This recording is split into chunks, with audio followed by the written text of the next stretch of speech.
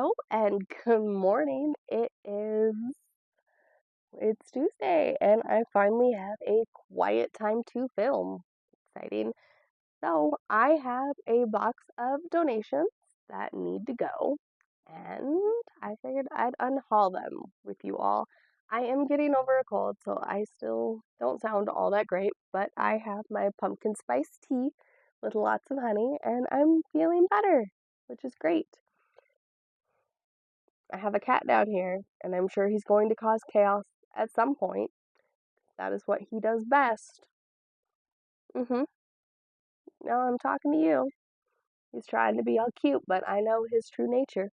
But anyway, yeah, I got a bunch of books, and I'm gonna try and keep this as short as possible, but I do love to yap. So let's get into it. Cheers. Mm. So, got a whole bunch of Agatha Christie's. I will eventually get like a proper set of these, but I just I don't know yet because like these don't have the A, this doesn't have like the pro at top, and yeah. So eventually I'm going to get a set of proper books. I just A, don't have the space, and B, I just don't know exactly like which edition I really want yet. So for now, these are going to go in the donations, but eventually I will get more. And I mean, I do already have these books, but in those like little vintage ones, like those little vintage mass paperbacks, I inherited them from my grandmother. So I do have these books. I can read them. It's just, these are just the more modern ones. Yeah. All right. I do have a pile of books over here because I did already start filming, and then the cat knocked over my phone and my camera and everything else. So let's do this again. Factory Girls by Leslie T. Tang, From Village to City in a Changing China. I read this in college. It's fine. It's an interesting book about migrant workers in China. I'm just never going to reread it again. Hello Sunshine by Laura Dave. I got this when it came out. I remember liking it, so I reread it. And um, so spoiler. So avoid the next like 45 seconds to a minute. But her husband orchestrates her downfall as a beloved like southern country home style cooking network star. She's on YouTube, and he organizes her downfall because he's jealous that she doesn't spend time with him, and this was the only way he could get her to listen to him. And then she takes him back at the end of the book, even after getting close to the brother of her sister's husband. So her brother in law, no, her brother in law's friend. He's his friend. And he's so good with her. He helps her so much. And she goes back to the husband that orchestrated her downfall. And ma'am, be so fucking serious. No, it's gotta go. Frustrates me too much. No. Anyway, Sheer Folly by Carla Dunn, a Daisy Dollar Maple mystery. I don't know how you say that. It's the 16th in a series, which I did not know when I got it. I just like the art. It was fine. It was just the writing's kind of like dry and dull. So I skimmed the last few chapters just to see what happens, and it was fine. I mean, it's okay. She and a friend go photograph these follies, which are like little grottos from like the 1920s. I think that's when this is set. Yeah, 1926. And I don't know. I didn't really care. Uh, Practical Magic, Alice Hoffman. This is my high school copy. I'm only donating it because, well, I have a signed hardback of Practical Magic and the Book of the Month edition of the whole series, which I like more than because it doesn't have any of those like annoying like Reese bookmark or Reese book club stickers and all that.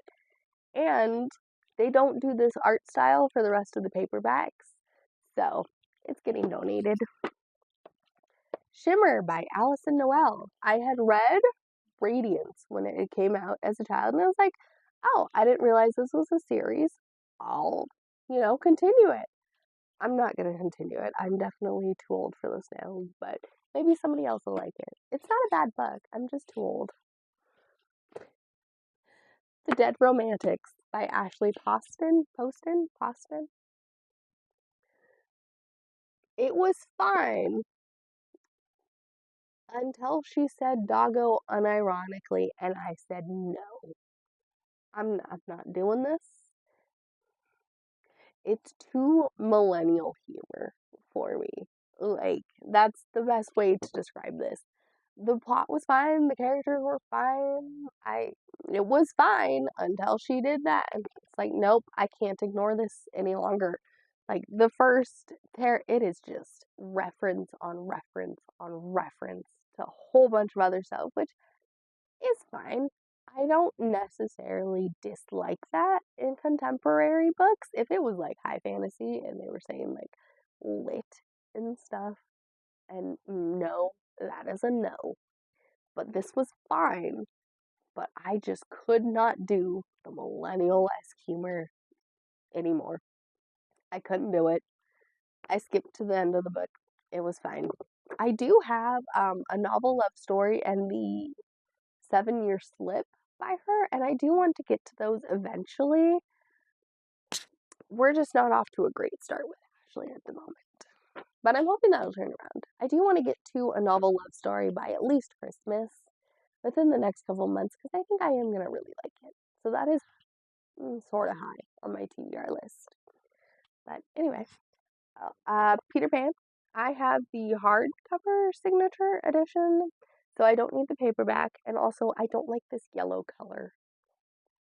So it's getting donated. Oh, I'm sure some of these are runoff from my last unhaul, and they got mixed in here, and I don't remember what's already been featured, so you might see repeats. But anyway, I forgot to say that earlier. Okay. Okay. Okay. Praise by Sarah Kate. This is unintentionally one of the funniest books I have read all year.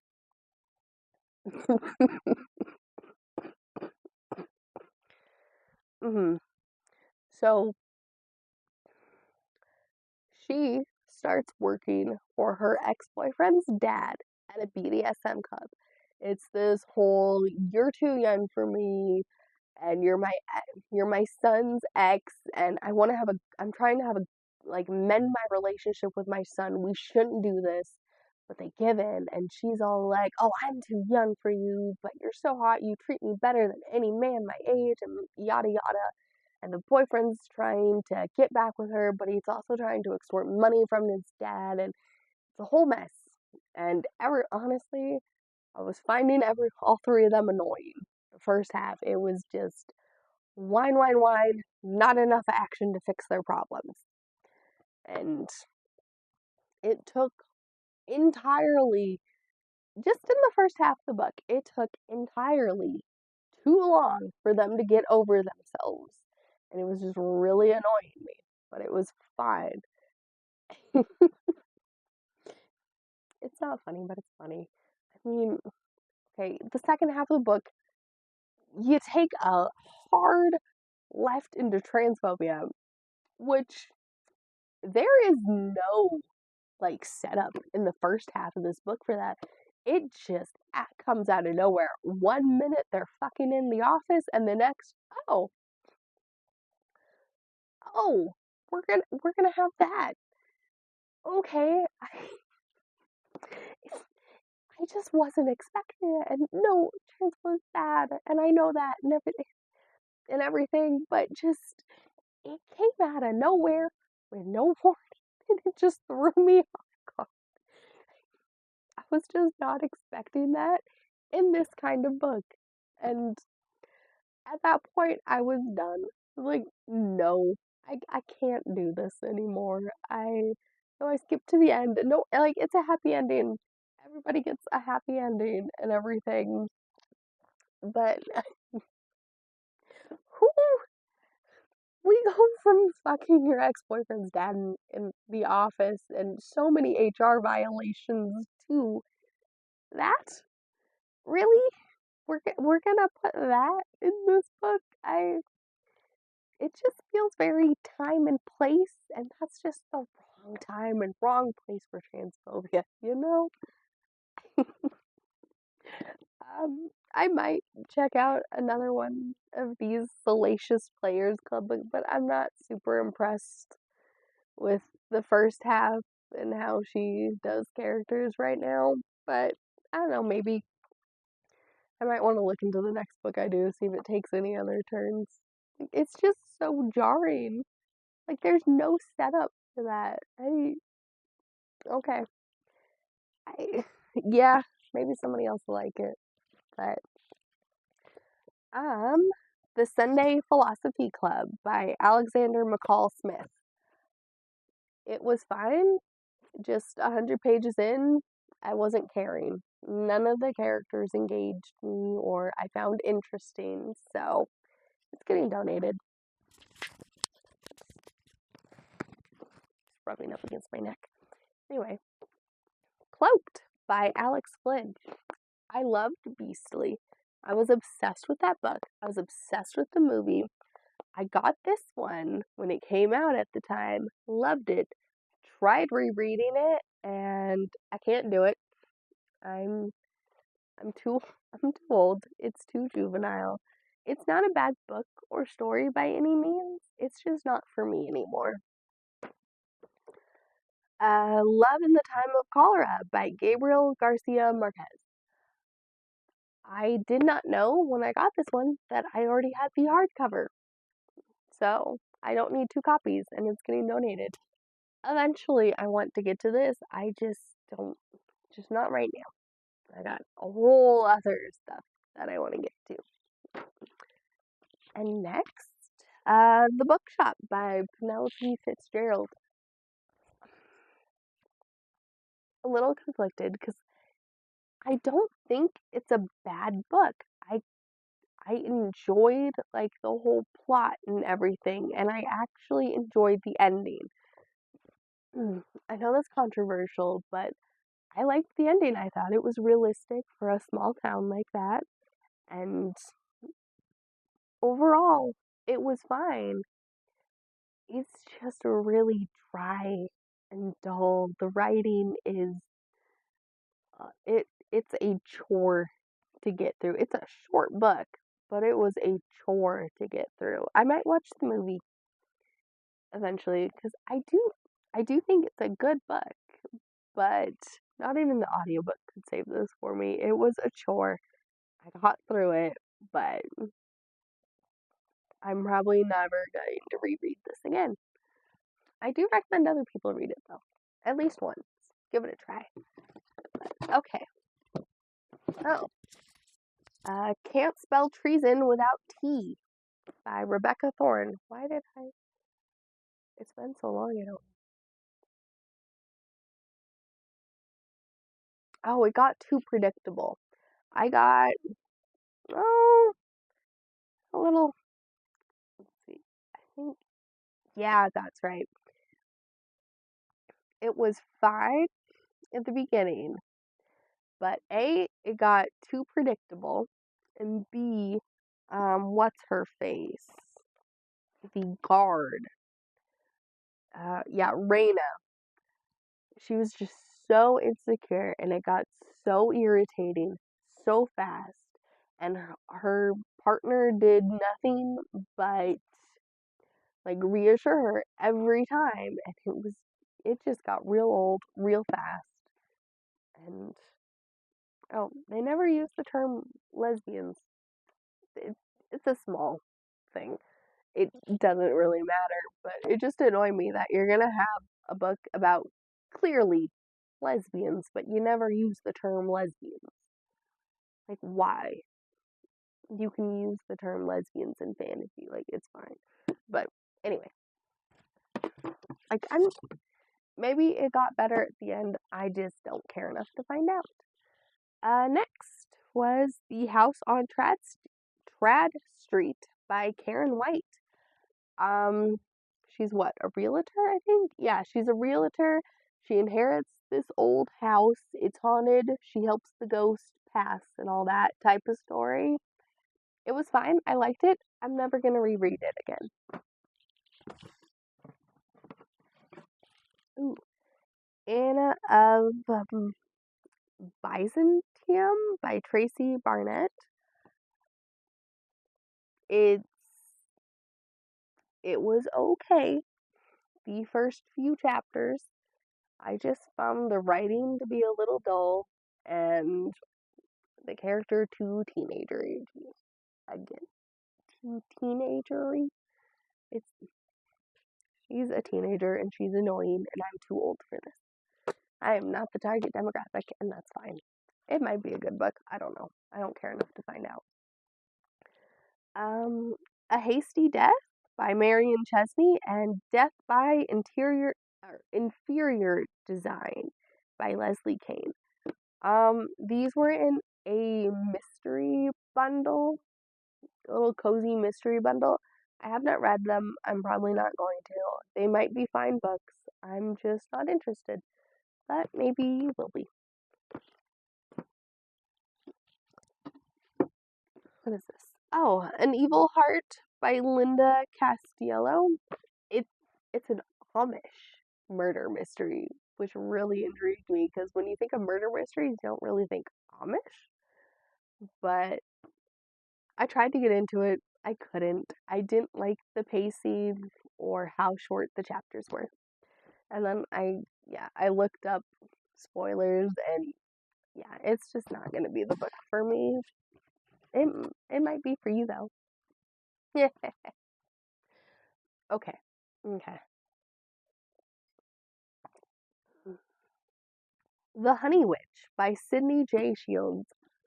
I wanted to love this so bad. I was looking forward to it. I've had it since May. I finally got around to it. I knew I wasn't going to like it on page 7. When we got into that whole corset has to be, a corset is like a torture device and it puts down women and it's patriarchy and blah, blah, blah type feminism. Like the whole Emma Watson Belle nonsense. Okay, like already knew I wasn't gonna like it. I got about halfway ish around there and I couldn't do it anymore. It was the same with the spell shop.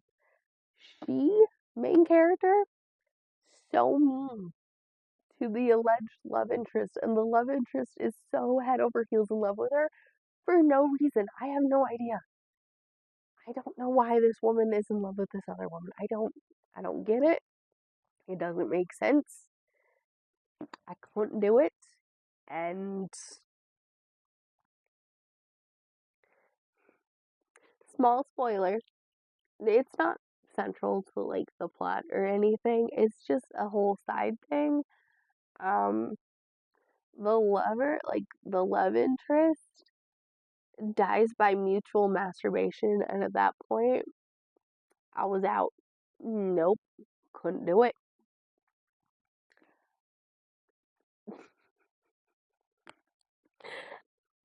I no, I feel like it could have been a really good book. It had like good bones to make a solid book out of. It just needed lots and lots of editing and revision and all of that. I felt the same way about the spell shop too. Like that also, it could have been a solid book. It had good bones. And they could have built that up into a solid book, but it just needed more revisions and editing and more expansion. And yeah, troll bastard. I couldn't. But so that's the Honey Witch. Ah, Flower Heart by Catherine Bakewell.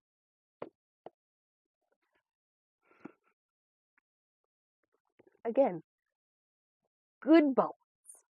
Good bones to make a good book. If only they had built it up, more editing, more revisions. Um, my I got it because she's got anxiety and stuff, like I do. And I thought it would be a nice, like, overcoming anxiety type story. If you like ticking boxes of representation, because it has so much of that. If it's on social justice Twitter, it is in here. If you like plot, pacing, good characterization, good characters in general, or anything like that, this is not the book for you. I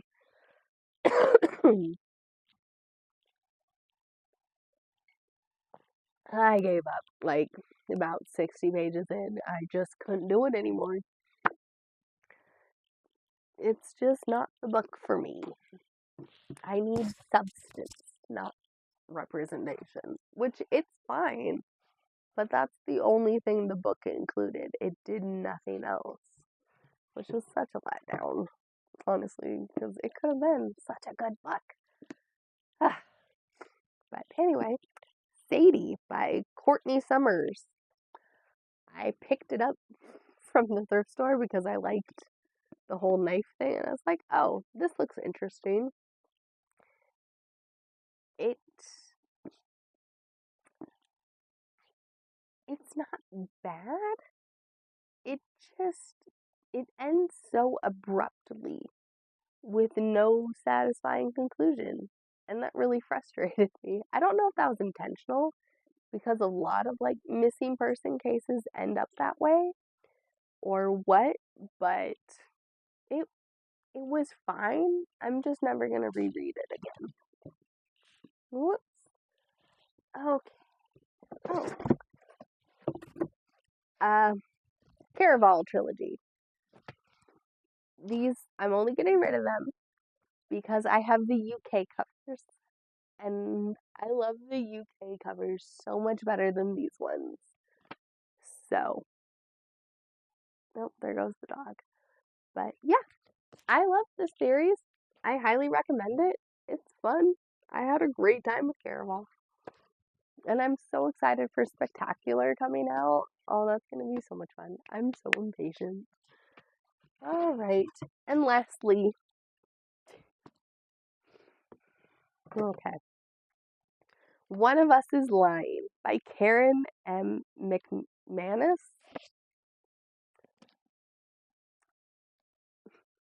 20 pages in. Everybody already annoys me. 50 pages in. It doesn't get better. I give up. I looked up spoilers for the end and everything, and oh my god. No, not the book for me. I won't spoil it, but yeah, I couldn't do it. I just don't think I can do high schoolers anymore. Like, not even the ones I used to like when I was in high school, but just they're annoying. Their characters, not characters. What am I trying to say? Not characters, but yeah, they're characters. But oh, I can't remember that other word.